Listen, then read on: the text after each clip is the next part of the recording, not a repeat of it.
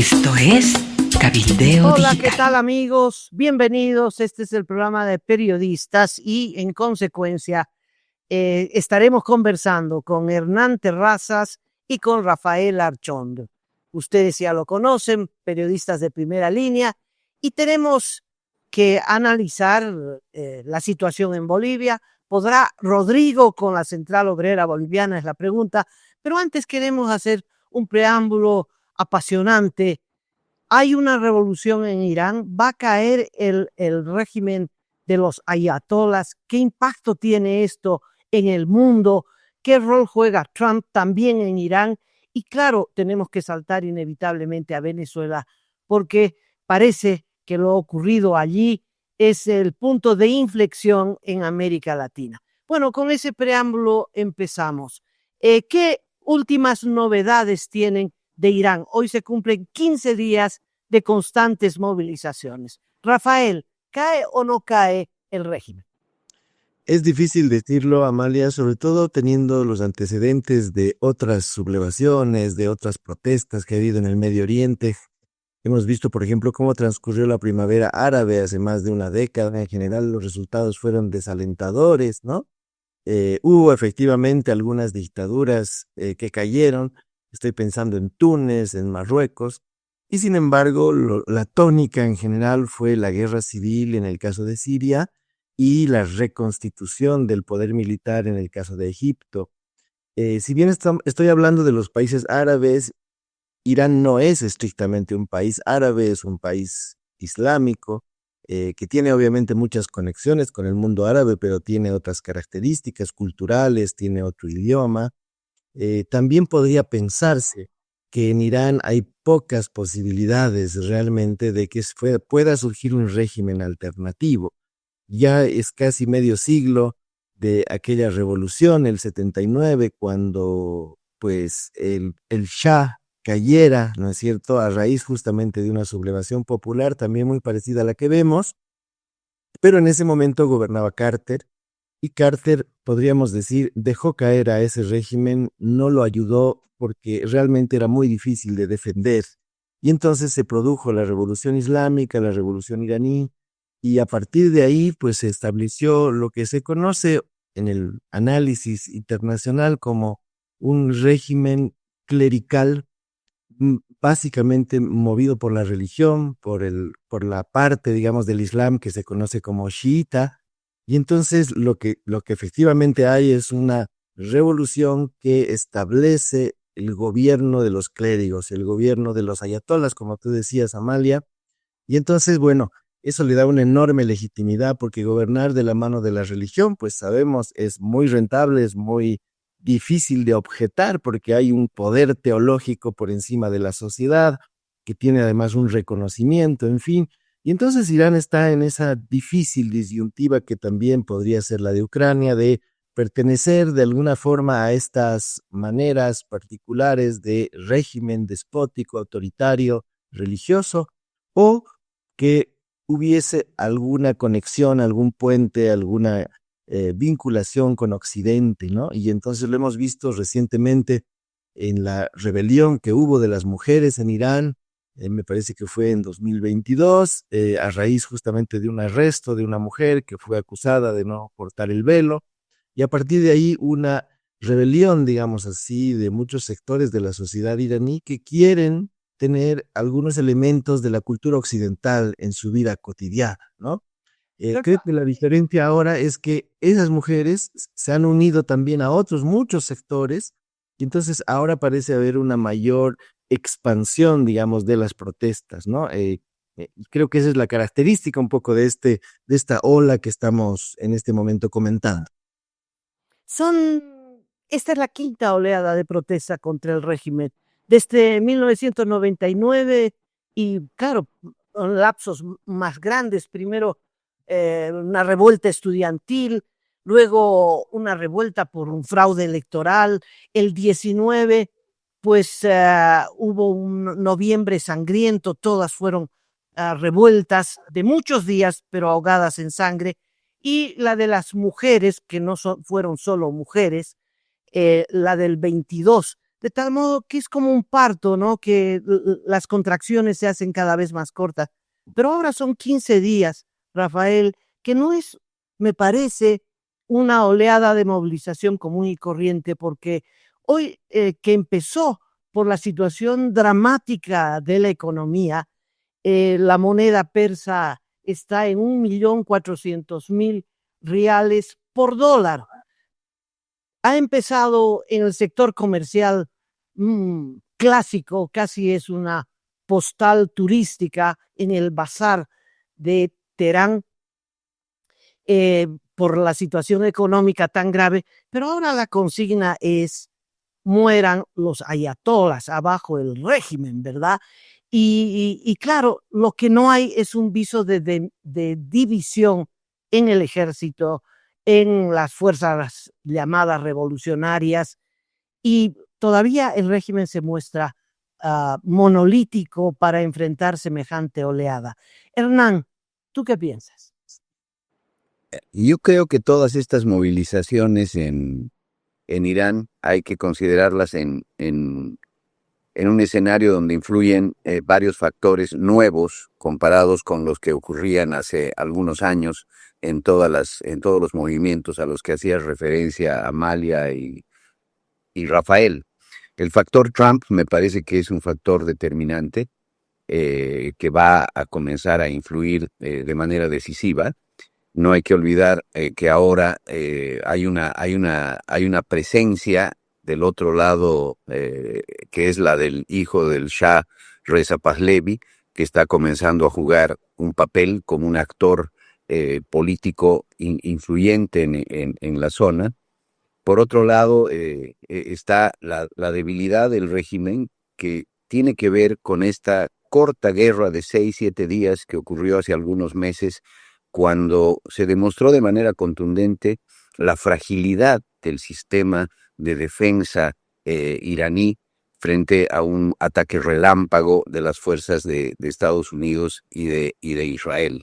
Entonces creo que en ese momento es donde comienza esta fragilidad del gobierno iraní, que determina que comiencen a acelerarse las movilizaciones, la organización de la gente, con la finalidad, como decías tú, de aplicar esta consigna de abajo los ayatolas y de buscar una salida de una suerte de monarquía democrática al estilo de las monarquías europeas. Aparentemente por ahí iría la cosa. Otro de los factores que no hay que descartar y que me parece está en la mesa también, y está en la mesa de Venezuela, es que estamos hablando, en el caso de Venezuela y en el caso de Irán, de dos de las principales reservas mundiales de petróleo. No sé si tercera o cuarta la de Irán, segunda la de Venezuela o primera, no estoy muy seguro de eso, pero sí sé que están entre las 4 reservas más importantes de petróleo en el mundo. En el caso de Irán alcanzan a más de 200.000 millones de barriles de petróleo, que es una cantidad gigantesca. Y ya vimos cómo durante las últimas semanas la palabra petróleo se convirtió en un elemento central de la narrativa estadounidense. Entonces, creo que todo lo que está ocurriendo, además de las explicaciones que dio Rafael, que diste tú, Amalia, tiene que ver con estos factores que hoy están en juego en este momento del siglo XXI, año 2026, donde hay otros actores que están en juego y tomando decisiones. Saber que Trump está del lado de las movilizaciones tiene que envalentonar a los movilizados después de lo ocurrido en Venezuela. Más de un iraní que está en la calle, pues pensará, bueno, y que vengan y que se lleven a la ayatola, ¿no? Y además está la advertencia. Tú disparas, le dijo Trump hace poquitas horas, ¿no? Y nosotros también vamos a empezar a disparar. Ahora fíjate que además del petróleo, en ambos casos que mencionaste, Irán y Venezuela, hay una estrategia geopolítica, ¿no? ¿Te imaginas que caiga el régimen en Irán? Eh, lo que podría significar para el Medio Oriente, lo que podría significar para Israel.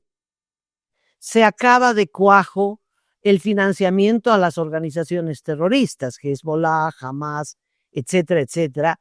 Y entonces hay una reconfiguración importantísima en el Medio Oriente y lo propio en Venezuela, ¿no? Que fue la puerta de entrada para el control de Rusia y China. Y has visto que después de lo ocurrido, ni Rusia ni China dijeron ni mu. Entonces, me parece que hay mucho en juego, pero hay una diferencia grande, ¿no? Entre Irán y en Venezuela. En Irán es la gente la que está en las calles, definitivamente, poniendo el pecho. Creo que ya hay 50 muertos, 2.000 detenidos hasta hace poquitas horas. Y en Venezuela, el factor que no está en juego es precisamente el de la movilización. Lo analizaremos luego, pero hay esa enorme diferencia, ¿no? En Irán, si cae el régimen, es fruto no de Trump, sino del pueblo iraní. Eso es muy importante. Ahora, claro, que el hijo del Shah sea el punto de referencia político es sorpresivo y podría ser no adecuado, pero eso es lo que hay, porque desde la revolución que fue el 79 ahora, bueno, son muchos años en los que los ayatolás no permitieron el surgimiento de ninguna oposición, salvo las elecciones son entre amigos, entre los que están en el régimen. Todos, diríamos acá, todos del MAS, ¿no? Todos son candidatos avalados. El ayatolá tiene que decir, este candidato corre, este candidato no corre. Entonces no hubo chance para el surgimiento de ningún tipo de oposición, de tal modo que allá surge el hijo del Shah y bueno, se vuelve un referente político. Rafael, tienes la palabra. Sí, en relación a lo que tú decías, Amalia, creo que hay un componente que tú ya mencionaste y que quisiera subrayar. Y es el hecho de que efectivamente los clérigos son quienes determinan quiénes son candidatos. Es decir, ellos hacen una preselección, ¿no? Tú hacías una comparación con el MAS y efectivamente se parece un poco a las elecciones judiciales en la época del MAS, cuando el Congreso, la Asamblea Legislativa, decidía quiénes podían ser candidatos y al final resultaba en una elección que no tenía, digamos, opciones, que eran siempre los mismos, ¿no? En el caso de Irán, efectivamente, los ayatolás digamos, hacen un filtro en la lista de candidatos en Irán. Hay partidos políticos, hay organizaciones que compiten electoralmente, y tú mencionabas, creo que muy acertadamente, una movilización que hubo, creo que fue antes de la de las mujeres, que justamente buscaba que se respetara la voluntad popular, porque había ganado uno de los candidatos, es verdad, filtrados por los ayatolás, pero que finalmente consiguió ligarse muy fuertemente con el pueblo, con el electorado, y aparentemente se aplicó un fraude electoral. Entonces, ¿yo por qué menciono esto y por qué lo subrayo? Y es porque en Irán, aunque haya una teocracia, es decir, el gobierno del clero, hay también un ejercicio del voto, ¿no? A lo largo de estos años, de estos 46 años creo que son, ha habido elecciones, ha habido votación, ha habido, digamos, el ejercicio ritual de optar por candidatos, todos ellos, digamos, a favor de la revolución iraní, pero con matices. Y esos matices tienen que ver con la imposición o no de la ley islámica, ¿no? De la Sharia, es decir, la posibilidad de que los iraníes puedan eventualmente tener un cierto pluralismo en su vida cotidiana, que las mujeres no tengan obligatoriamente que portar el velo y que una serie de normas y pautas religiosas puedan avanzar, digamos así, o ir disminuyendo para convertirse en una sociedad laica.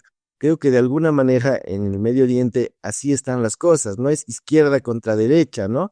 Sino es esencialmente laicismo contra clericalismo. Y entonces, bueno, ¿por qué lo menciono otra vez? Porque creo que ahí está la base de una posible transición y que efectivamente la figura del hijo del Shah recuerda también a ese periodo en el cual Irán intentó también convertirse de alguna manera en una sociedad laica y ese intento, sabemos, fracasó, quizás porque también estaba demasiado cercano a los Estados Unidos y eso también generó también una movilización, digamos, de corte nacionalista, ¿no?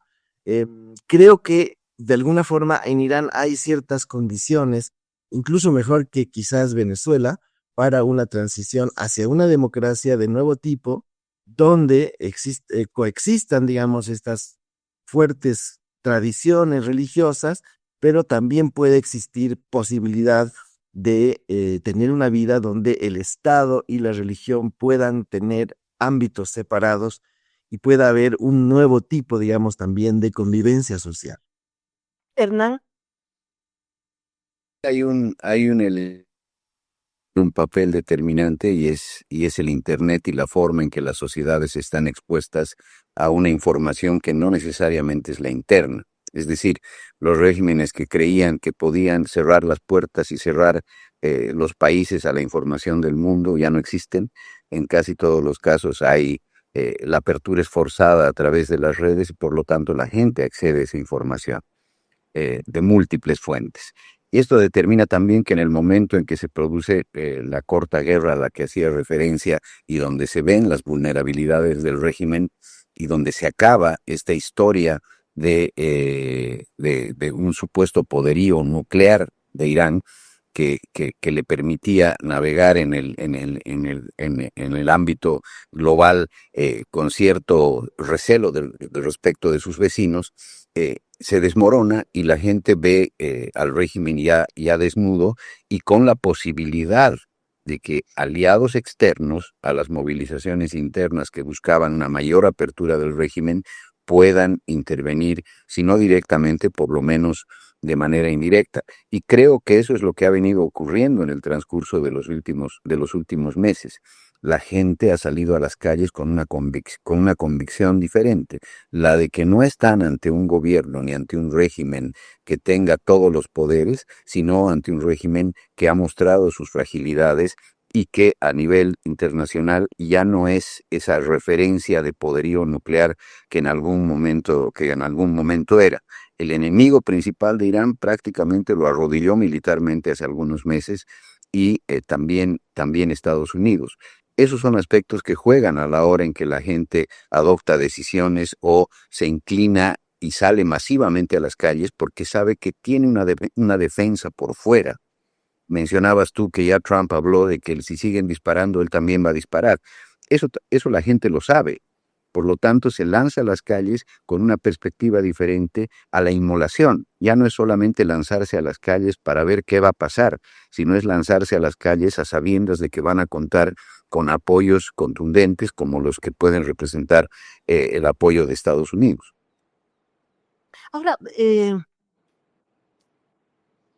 hay muchas formas de caer una dictadura, ¿no? La clásica es esta, la gente en las calles. Una de las dictaduras y uno de los procesos que a mí más me fascina es el de Rumania. No sé si se acuerdan, había un dictador, Ceausescu, y su mujer Elena. Tal vez sea el destino de Ortega y su mujer Rosario. Bueno, eran del Partido Comunista, tenían décadas en el gobierno, era el preludio de la caída del muro de Berlín. Y bueno, la gente salió a la calle porque habían detenido a un pastor, ¿no? Un religioso, lo habían detenido y entonces, bueno, y la gente sale. Siempre la chispa es insignificante, pero la gente salió a la calle y Ceausescu en una propia asamblea del Partido Comunista toma la palabra para frenar y decir que, bueno, que la revolución y los logros y no sé qué, y alguien le hace referencia a lo que había pasado con la detención del pastor y lo empiezan a insultar en el propio Partido Comunista.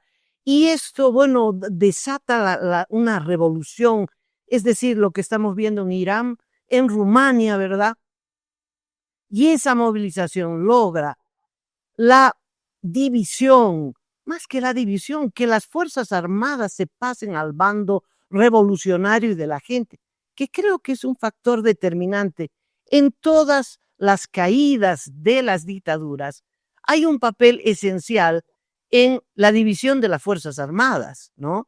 Y en el caso de Ceausescu, fueron las tropas de su propio ejército, ejército del Partido Comunista que lo toman, le hacen un juicio sumarísimo y lo fusilan. Bueno, esa es una vía. Otra vía, me parece, es la de Siria. Oye, a Siria la caída de la dictadura le tomó 600.000 vidas. Es por la lucha armada. Así también cayó Somoza. Es decir, la oposición, al ver que no se puede por la vía de las elecciones, se arma, hay un ejército paralelo y entonces es por la vía armada. Son muchos años de lucha, mucho sacrificio. En Siria, ¿cuántos? 5 o 6 millones de refugiados, 600.000 personas que han muerto en esa guerra civil. No quedó piedra sobre piedra hasta que se entró a Damasco y Bashar al-Assad rajó a Rusia. Rusia parece que es el escenario donde todos los dictadores ahora se reúnen. Entonces, lo que yo veo en Irán es que no hay esa fisura. No veo todavía que, a pesar de la fuerza, de la movilización, 15 días en la calle, cada vez más fuertes, a pesar de los muertos, siguen sumándose muchísimas personas, miles y miles de manifestantes. No veo que hubieran podido ni siquiera fisurar a las Fuerzas Armadas sobre las que se asienta la represión y el régimen de los ayatolas. Y lo propio ha ocurrido en Venezuela, ¿no creen? Desde Juan Guaidó hasta ahora, todos apostaron a la posible división de las Fuerzas Armadas, 50 millones de dólares a quien entregue a Maduro, y no han podido fisurar a las Fuerzas Armadas en Venezuela. Son dos factores parecidos. Otra forma de caer la dictadura, Banzer, ¿no? Cuando la propia dictadura no es con la gente en las calles, es Banzer que dice, bueno, convoco a elecciones, quiere una transición controlada, pone a un Pereda como candidato, eso fracasa porque el fraude ya es vergonzoso, pero él va controlando la transición, ¿no? Va controlando la transición para que el régimen no pierda el poderío, el poder, los privilegios, etcétera, que ha conseguido en los años de dictadura. Hay muchas variables de cómo cae una dictadura, pero caen, uno de los factores, las Fuerzas Armadas. Y sobre esto, ya entrando a Venezuela, Rafa.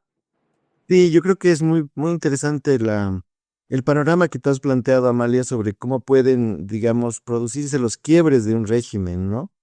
Y fue Hernán quien habló del petróleo, comparando de alguna manera lo que sucede en Irán con lo que sucede y seguirá sucediendo en Venezuela.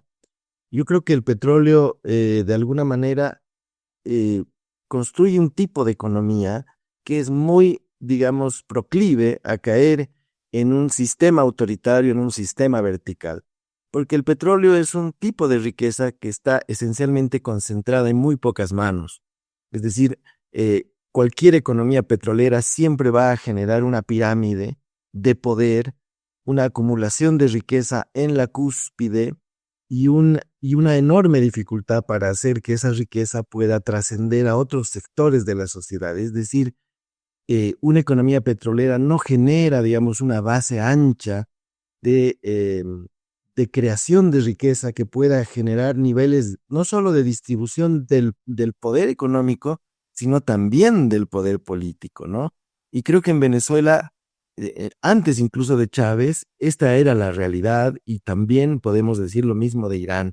Es decir, una estructura jerárquica que se apropia de esos recursos naturales que son escasos, pero que son muy lucrativos, que generan unos niveles, digamos, de acumulación espectaculares y que le permiten a ese grupo concentrar también el poder y las decisiones y eventualmente, como podemos ver con claridad, sobre todo a partir de 1999 con la victoria electoral de Chávez, una erosión cada vez más acelerada de los esquemas institucionales y del pluralismo y de la participación de diversos sectores políticos y la concurrencia de distintas opiniones en el país, ¿no?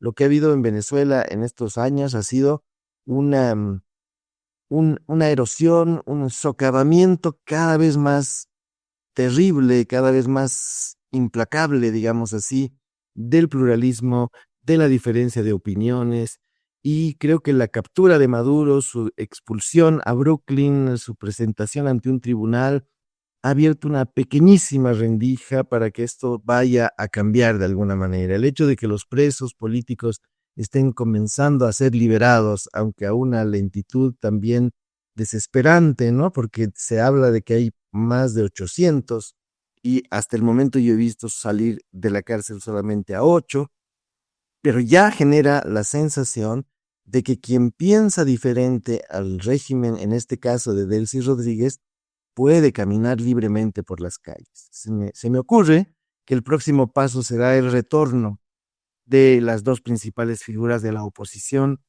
y que puedan ellas actuar desde Venezuela, desde el interior de Venezuela y encauzar una transición. Pero bueno, yo comenzaría diciendo esto, ¿no? De que las estructuras económicas a veces son determinantes para marcar un cierto paso, un cierto endurecimiento de las estructuras de decisión en el ámbito político. Hernán, Venezuela. Sí, anoche estaba pensando a propósito de la invitación que me hiciste para participar de este programa y del seguimiento que uno hace de la información de Venezuela, que creo que en esta oportunidad ha sido mucho más intenso, porque obviamente la forma en que salió Maduro hacia Estados Unidos fue una noticia global, y el seguimiento informativo duró varios días en las primeras planas y en el análisis internacional, ¿no? Ahora, yo te diría que la celda que hoy ocupa Maduro, no sé exactamente cuáles sean sus dimensiones, pero se replica de alguna manera en una celda de carácter nacional en la que el régimen de Maduro y el régimen chavista está prácticamente encerrado. Yo no coincido con quienes dicen que se fue Maduro, pero se quedó la dictadura. A mí me parece que se quedó también en una suerte de detención todo el esquema y el montaje chavista, incluidas sus fuerzas armadas bolivarianas, porque hasta el momento y desde el día en que Maduro se fue y unos días después, bajo ya la presidencia de Delcy Rodríguez, todo lo que hace el gobierno está dictado por Estados Unidos. Es decir, Estados Unidos se ha hecho cargo de la administración del petróleo y de los recursos generados por el petróleo. El propio presidente Trump lo ha dicho. Él se va a hacer cargo de ver qué destino van a tener los recursos que se generen y que beneficien a los venezolanos. Y en primera instancia lo que ha dicho es que esa plata se va a utilizar para compra de bienes estadounidenses. Es decir, todo queda en casa. Y lo mismo ocurre con la presión existente para la liberación de detenidos, que si bien avanza, como dice bien Rafael, de manera muy lenta, ya insinúa que esa va a ser la dirección que tomen las cosas. Otro de los temas que sin duda existe es que el trabajo que se hacía desde las Fuerzas Armadas venezolanas sobre el mar territorial, obviamente ya prácticamente no existe.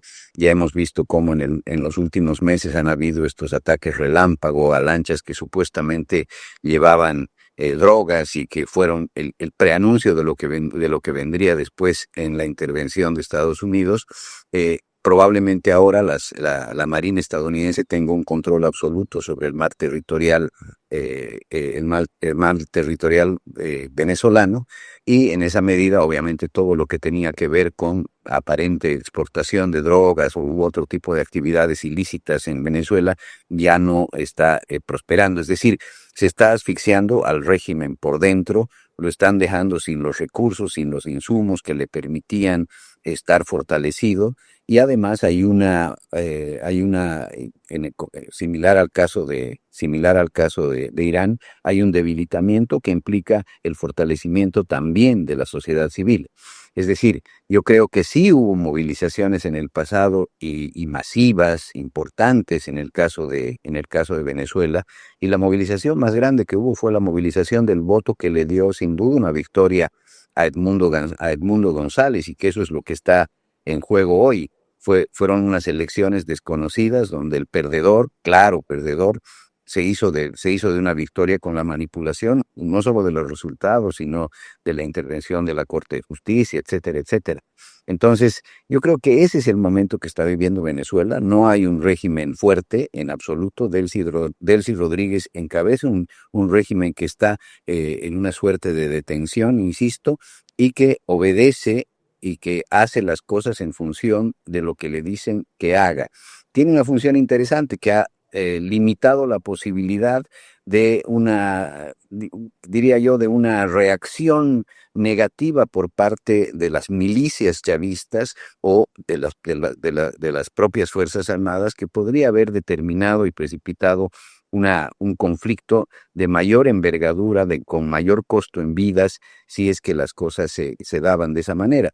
Pero el rol que cumplen Delcy Rodríguez y en menor medida otros actores, ya no Diosdado Cabello, que no aparece ni en pintura, es el de neutralizar una reacción suicida de actores como las milicias venezolanas o el ejército, y esto es parte de la transición, diría yo, es parte de una transición administrada por quienes todavía tienen cierto poder en Venezuela, pero cuyo trabajo va a estar condicionado a los dictámenes y a la orientación que les dé el régimen de Estados Unidos, que en definitiva tiene control. Hace 2 o 3 días Trump decía, no sé cuánto tiempo vamos a estar ahí. Más bien, más propiamente, el tiempo lo dirá, decía, ¿no? Entonces hay una cosa muy clara, cosa muy clara ahí. Sabe que a mí no me cierra todavía, ¿no? Porque tú no puedes administrar un país a control remoto. Hay que cobrar impuestos, hay que pagar salarios, hay que resolver esto, hay que resolver lo otro, ¿no? Y Delcy Rodríguez, sí, yo creo que es rehén de Trump, está claro. Delcy Rodríguez, pero no es alguien convencida en que va a ser una transición. No es Gorbachev, ¿no? No es Gorbachev empujando los cambios. No, no es una aliada incondicional de Trump. Es alguien que tiene que aceptar en su condición de rehén y que todos los días le hace homenaje a Maduro y todos los días le hizo homenaje a los 32 cubanos asesinados por la intervención norteamericana.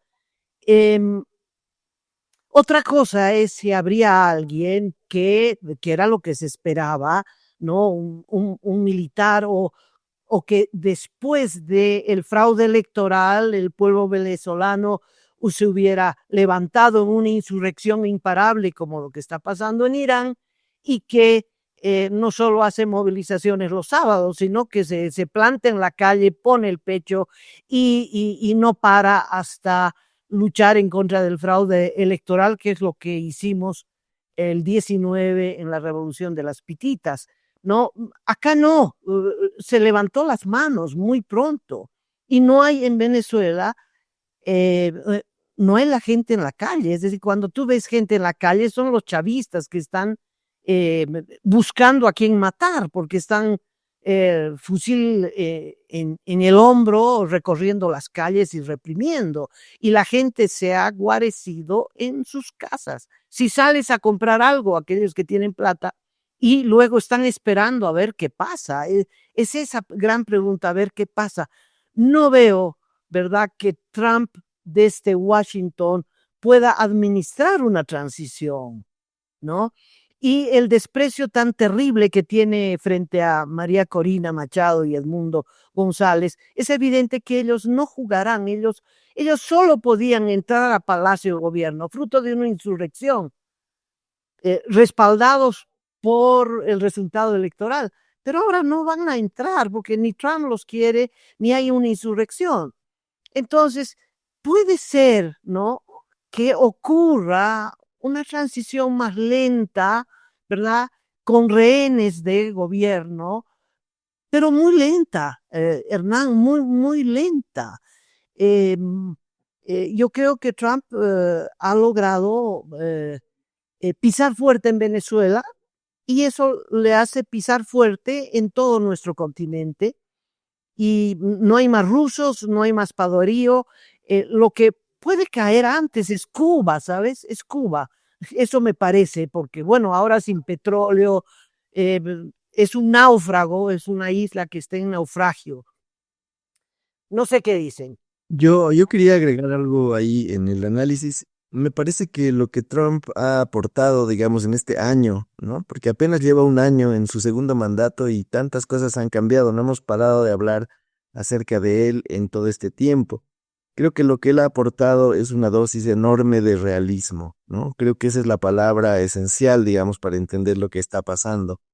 Y quiero recordar también una declaración que hizo Tuto Quiroga en Miami, más o menos a principios de diciembre, cuando se le preguntaba sobre este tema, y él respondía con una frase en inglés, decía, "This is it". O sea, esto es lo que hay de alguna manera, ¿no? Y lo que tú dices, Amalia, efectivamente es lo que hay. La movilización en Venezuela ha sido duramente reprimida y efectivamente la gente se fue a su casa. Y cuando la llamaron a votar, a diferencia, claro, de julio del 24, cuando ganó Edmundo González, pero cuando la llamaron a votar un poco antes e incluso después, el abstencionismo fue del 70%.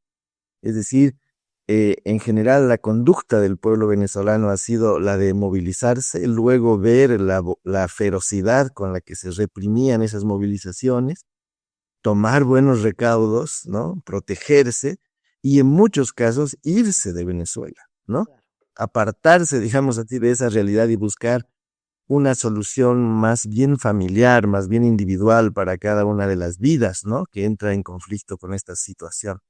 Entonces yo creo que esa es la situación específica que hay y a mí me parece francamente una buena noticia que Edmundo González no haya tomado la presidencia en un portaaviones, ¿no? Claro. Acompañado de un grupo de soldados estadounidenses o escoltado por el grupo Delta del ejército norteamericano. A mí me parece esa una buena noticia y que si Venezuela va a recuperar su democracia, pues lo va a hacer de la mano de la gente, ¿no?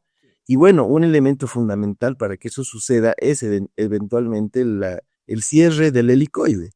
O sea, me parece que si esa cárcel se cierra y ya no existe la presión de que el gobierno puede, digamos, castigarte por pensar diferente, ya es un primer indicio, digamos así, de que la disidencia en Venezuela va a poder hacerse realidad y que, como tú decías, si la oposición llega al gobierno, lo va a hacer de la mano de la gente, ¿no? Y creo que el hecho de que Trump se haya detenido y se haya quedado solamente en la extracción del presidente de Maduro digamos, un elemento que obviamente no es ideal, no es lo que corresponde a una movilización en favor de la democracia, pero es, digamos, el primer paso para recuperar lo que en Venezuela no hay, que en Venezuela lo que no hay es una soberanía popular, ¿no? Que eso es lo que realmente está haciendo falta, es decir, que la gente en Venezuela tome una decisión de forma libre, y creo que ese es el, digamos, el punto de partida de lo que podría ser un cambio en adelante. Hernán. Rafael, en su intervención anterior, que uno de los símbolos más importantes en el desenlace de lo que puede venirse en Venezuela seguramente va a ser el regreso de María Corina Machado y de Edmundo González, ya no a la clandestinidad en la que estaba María Corina, sino a una presencia fortalecida dentro de Venezuela. Yo creo que en ese momento se va a producir lo que tú decías, Amalia, una gran movilización de la gente en torno a estas dos figuras que son las identificadas como aquellas en las que debería haber recaído el gobierno en su momento, y ahí se va a detonar un proceso diferente. Coincido con Rafael en que es saludable que no haya llegado Edmundo González en un portaaviones o encima de una tanqueta estadounidense o en un helicóptero y caído sobre el Palacio de Miraflores, ni que se haya producido algo así. Me parece que todo este todo este trabajo que se viene haciendo desde el momento en que fue capturado Maduro, tal vez no lo leamos adecuadamente, tal vez no estemos, en principio, por ejemplo, había múltiples análisis que decían que para qué había intervenido Trump y se había llevado a Maduro, se iba a dejar todo intacto, y estamos viendo que no dejó todo, que no ha quedado todo intacto, y que el efecto de la caída de Maduro y de su detención dentro de las fuerzas del chavismo ha sido grande, ¿no?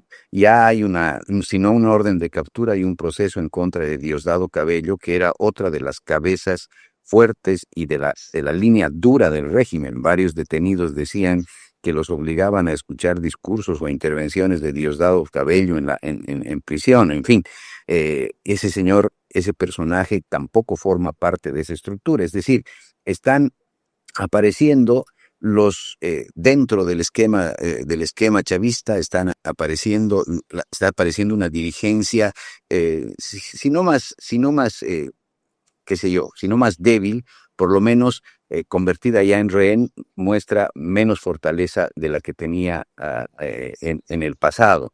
Entonces, sí se está dando una transición, probablemente muy lenta, pero encaminada a que Venezuela pueda, en un relativamente corto plazo, recuperar la institucionalidad democrática después de muchísimos años en las que se había producido este proceso de deterioro institucional hasta transformarse en una dictadura cruel sobre los venezolanos.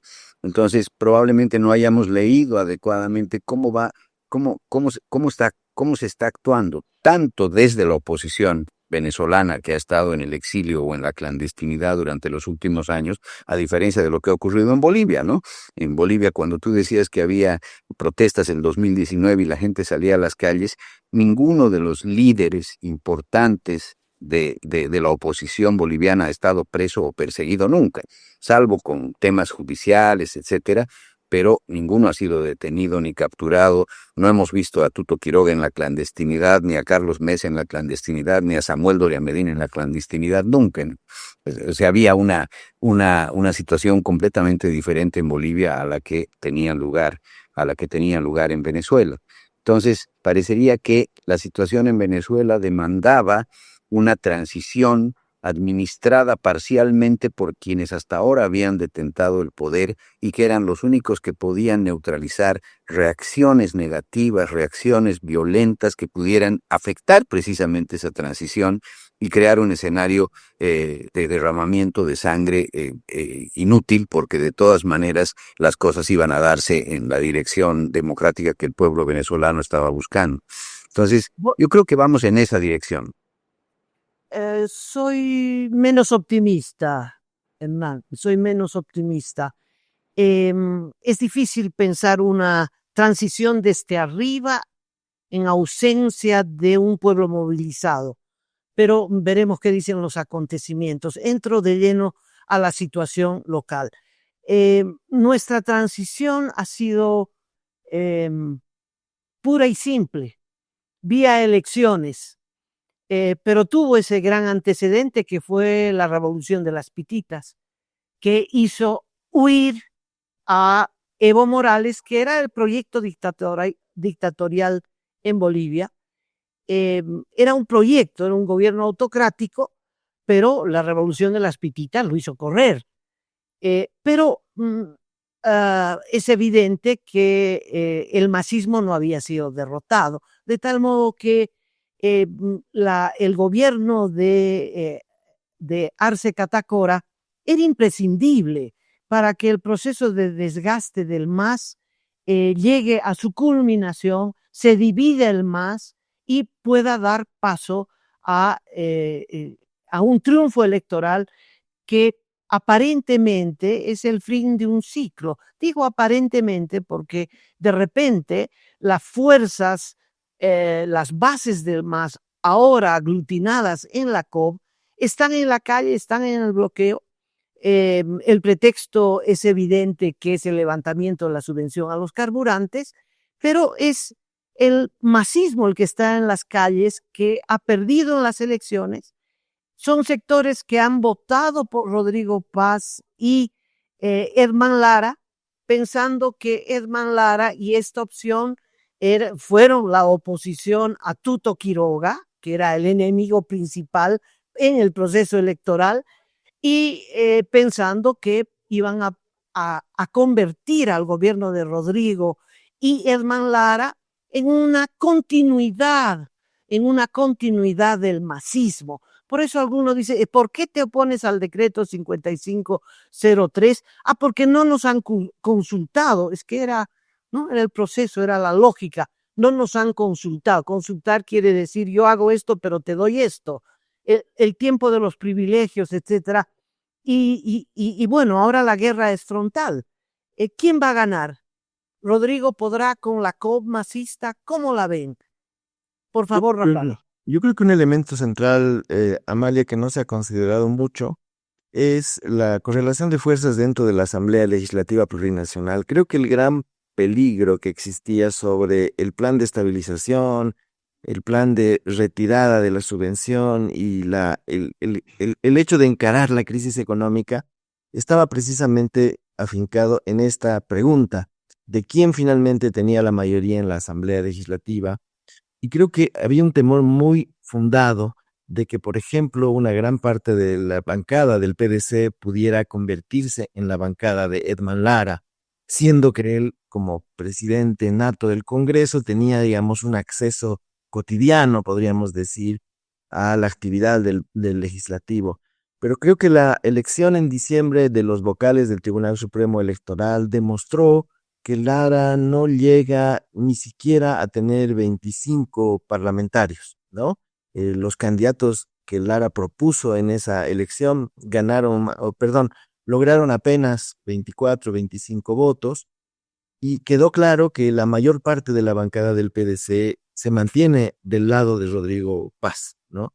Esto sumado, digamos, al apoyo que inevitablemente existe por parte de la bancada de Unidad, de Samuel Doria Medina, y yo creo la clara disposición a colaborar por parte de Libre y de el pequeño grupo parlamentario de Manfred, han mostrado, ¿no?, que el Congreso está en manos sólidamente del Poder Ejecutivo y que va a mantener su respaldo en cierta forma. Entonces yo creo que una de las cosas que se ha dilucidado en este tiempo es cuál iba a ser el factor que Lara iba a tener, digamos así, cuál iba a ser el peso de Lara en general en el manejo gubernamental.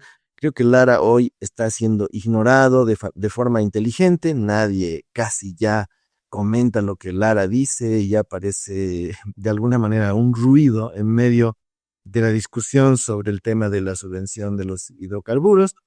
Y creo que eso le ha dado, digamos, la posibilidad a Rodrigo de afianzarse con mucha fuerza, de tener un discurso muy, muy claro, muy empoderado, podríamos decir, en función de la solución de la crisis.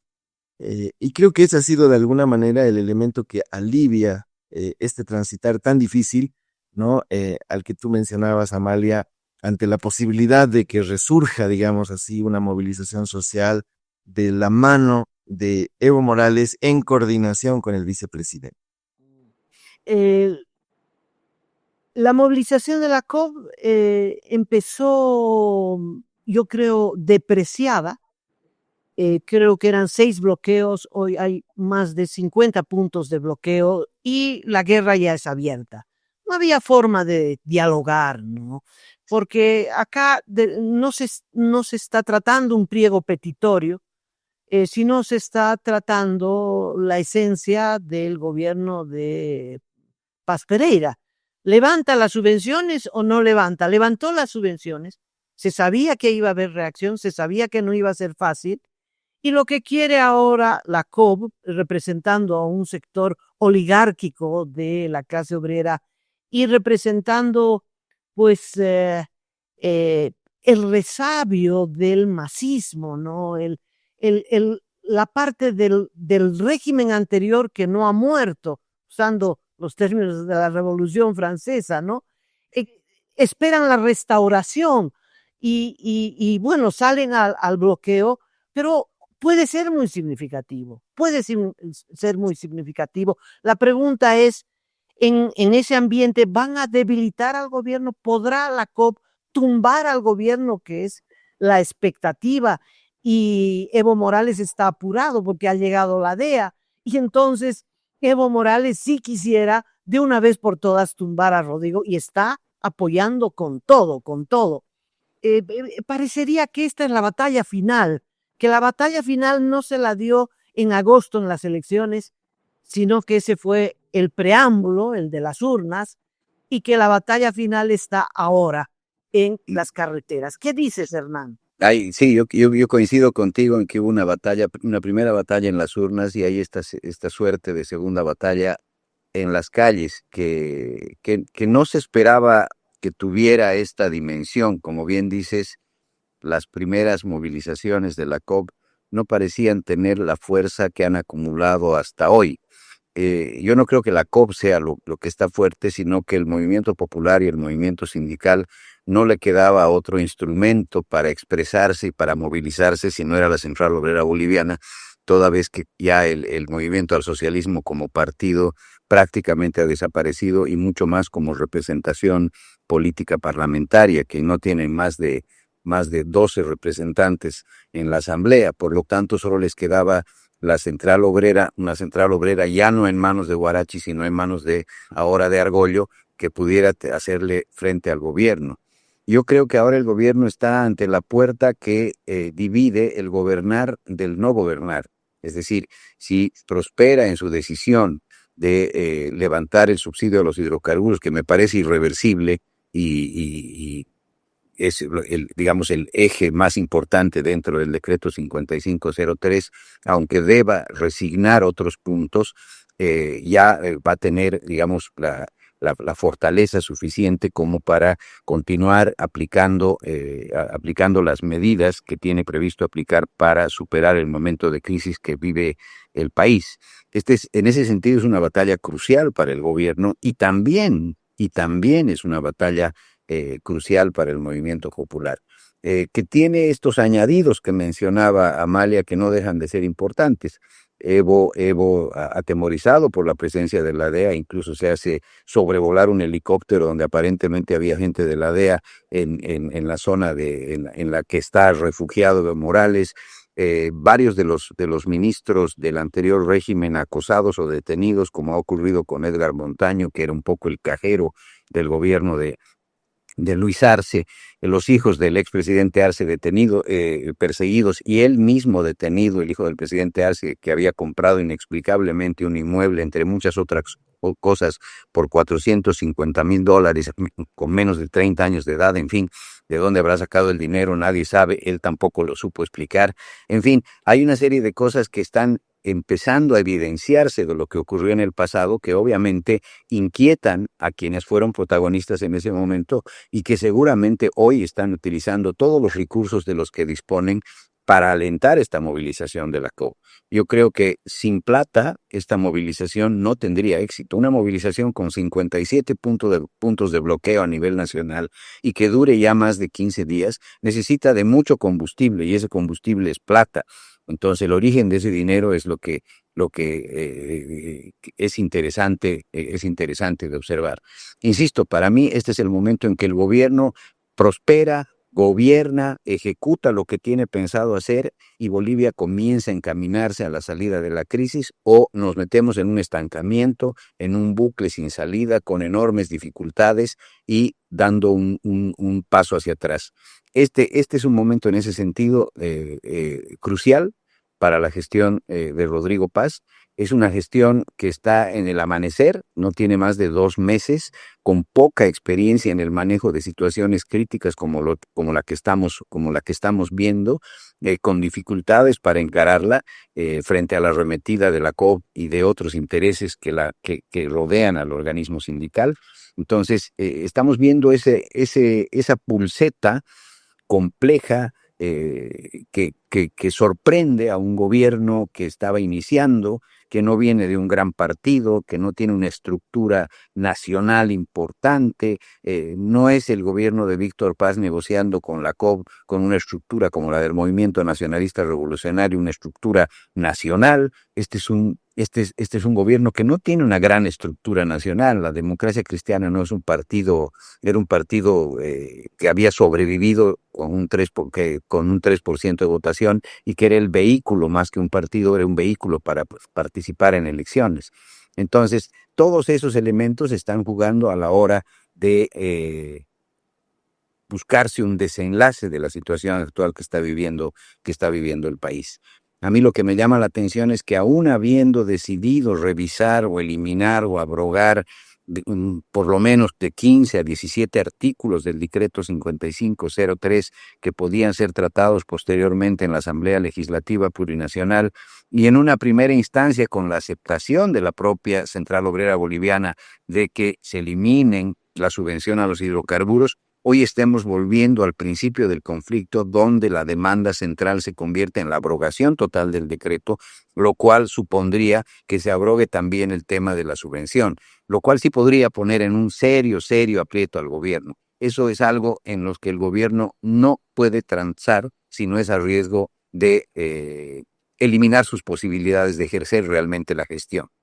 No, sería un suicidio. Rafael, última ronda. Sí, yo creo que efectivamente aquí se está jugando la viabilidad del proyecto digamos, orientado a encarar la crisis económica, ¿no? Me parece que esto es esencialmente lo que está en juego. Y si la subvención llega a perdurar, llega a sobrepasar, digamos así, los límites o los horizontes del conflicto, Rodrigo Paz tendrá, digamos así, un gobierno o una administración relativamente tranquila. Es decir, creo que aquí se está jugando un poco el conjunto de reglas que van a regir el resto de la administración, ¿no? Es una pulseta donde se va a demostrar finalmente quién tiene mayor capacidad, mayor poder, y creo que eso va a derivar inmediatamente en las elecciones subnacionales, que también van a ser, creo, muy importantes, porque van a ser una nueva forma de medir la correlación de fuerzas en el país, con partidos políticos abundantes, como se ha visto, ¿no? En el caso de las subnacionales se han inscrito todos los candidatos posibles, imaginables, pensables, y en ese sentido, pues va a ser un interesante modo de ver cuáles son las fuerzas políticas que van a terminar de conformar probablemente un sistema de partidos a futuro, ¿no? El hecho mismo de que Libre, por ejemplo, se haya separado ahora, que Demócratas vaya por su lado, que el propio JP decida ser candidato específicamente del tutismo en Santa Cruz, todos esos elementos nos están mostrando un momento de transparencia de las fuerzas en juego, ¿no? Y un momento de reorganización de la sociedad a partir de todas las posibles referencias que puedan existir. Y entonces creo que eso va a dar también mucha fortaleza a un nuevo sistema donde ya el dilema de la sociedad boliviana no es cómo derrotamos al MAS, sino a quién elegimos como un buen gobernante, ¿no? Creo que el hecho de haber pasado a esa etapa es muy importante y creo que subrayo mucho lo que Amalia decía, ¿no? Qué lujo de transición la boliviana, ¿no? Acabamos de ver ejemplos tan desoladores como el de Venezuela y qué orgullo podemos sentir como bolivianos de haber hecho, digamos, las tareas necesarias, indispensables y irrenunciables, digamos, de defender la democracia a pesar de todos los desafíos y haberlo logrado con un mínimo costo en vidas humanas, con digamos, con la posibilidad efectiva de poder salir a la calle en libertad a protestar. El hecho de que lo que Hernán decía, es decir, que ninguno de los líderes opositores a lo largo de estos 20 años haya tenido que estar en la cárcel necesariamente, por lo menos no los principales, pues ya es digamos, una señal muy fuerte de optimismo sobre lo que son los reflejos democráticos de la sociedad boliviana.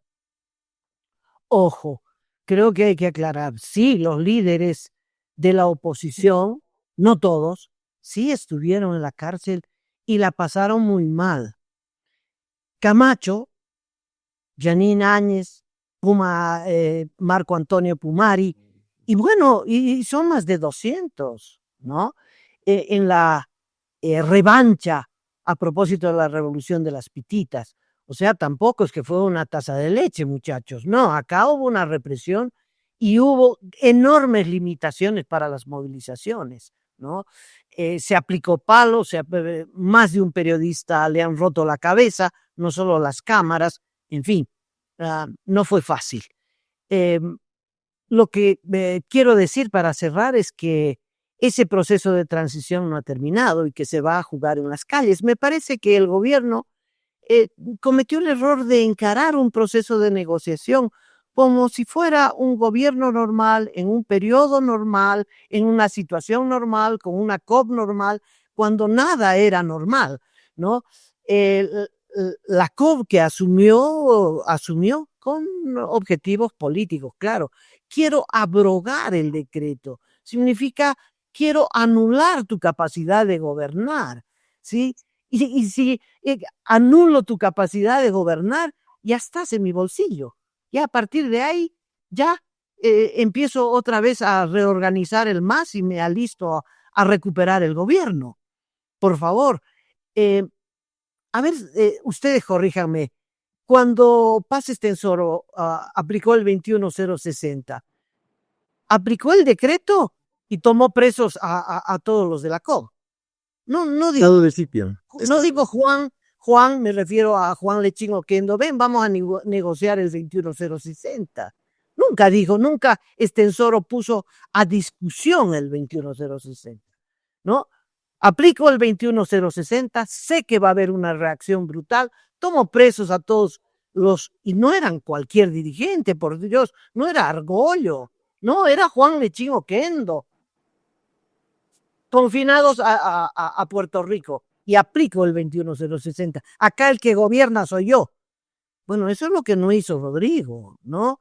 Y esa vacilada a mí me parece le puede costar muy, muy caro, porque ahora tiene que desbloquear el país y eso puede ser muy delicado, muy costoso y ojalá que no cobre la vida de alguien, ¿no? Porque si hay el primer muerto, ahí es el momento en el que la COP puede lograr simpatía popular, que hoy no la tiene. Hoy sale la marcha de la COP y la gente sale, el transeúnte sale a insultarlos. Ahora los otros están agarrando chicote. Con chicote me abro paso. En fin, es la violencia.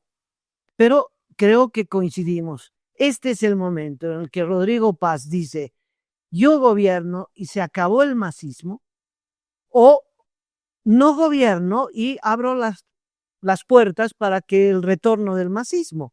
Me parece que esa es la situación actual.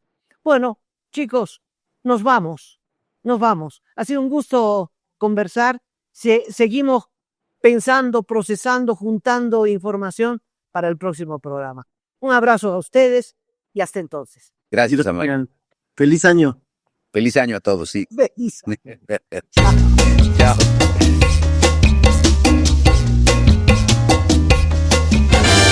Esto es